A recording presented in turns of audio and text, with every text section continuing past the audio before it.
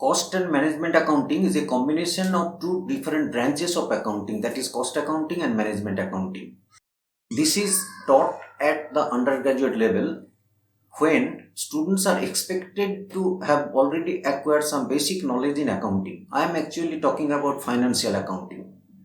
So overall we have three divisions of accounting system. The end results of financial accounting are to ascertain the profits earned or losses suffered for all the economic activities accomplished during a given period, and also to assess the financial position at the end of that period. But financial accounting suffers from certain important limitations. For example, it fails to provide information on the breakups of profit, loss, costs, etc., which are very important to the management to identify the deficiencies, if any, and to overcome or eliminate those deficiencies. Similarly, it also fails to provide information about the unit cost of a product or service, which is very much helpful for fixing selling price of a product or service. With all such limitations of financial accounting, cost accounting has been introduced. Not like financial accounting, which considers only past costs, cost accounting may be used to estimate the future costs also, which again may be helpful for preparation of price quotation, budgets, and may be used for future planning. Cost accounting is equipped with various methods and techniques for computation and controlling costs under various operating conditions. The information generated by cost accounting may, however, be used only by internal users like employees, management people, etc., while financial accounting information can be used by any stakeholder, whether internal or external. The information so generated by application of the tools of both cost accounting and financial accounting still fails to satisfy fully the needs of the management in achievement of the organizational objectives. Every business organization has the ultimate objective of efficient and effective utilization of all available limited resources and to derive optimum profit.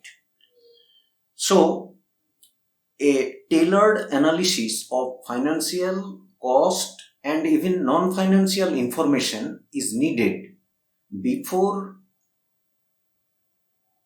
presenting this analytical report to the management, so that management can take appropriate policy decisions for achievement of the organizational objectives.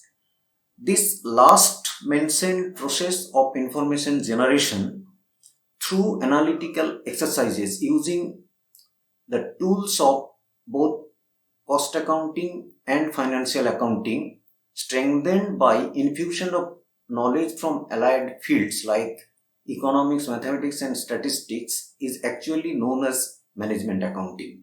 So it appears to be a hybrid system without having any specific structure.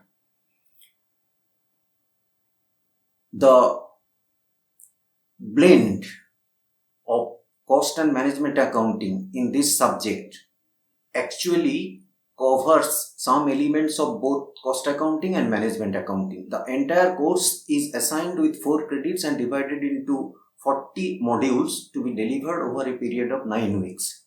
During the first 5 weeks, 4 modules per week, and during the latter part, 5 modules per week will be uploaded. Moreover, there will be a provision for a live interaction with the students. Each module will have 4 pedagogical features.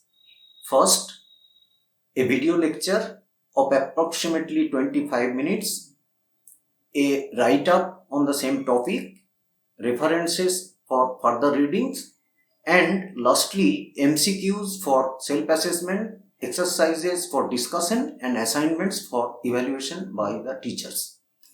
A student is expected to devote 2 hours per day and 10 hours per week for proper comprehension of the topics discussed in all such modules. For earning a certificate of achievement, a student has to take a proctored examination.